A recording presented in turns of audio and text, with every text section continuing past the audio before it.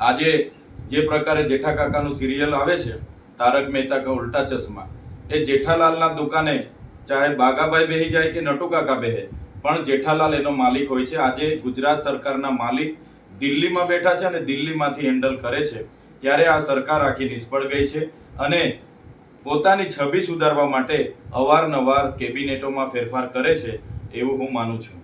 તમે જેઠાલાલની જે વાત કરી તેને મોદી સાથે આપ સરખાઈ રહ્યા છો, મોદીને જેઠાલાલ કહી રહ્યા છો. આપણે આખું ગુજરાત જાણે છે કે ગુજરાતમાં જે પણ લોકોને મંત્રી બનાવવામાં આવે છે, અમે ત્યાં કામ લઈને જઈએ છીએ ત્યારે એક પણ કામ અમારું થતું નથી.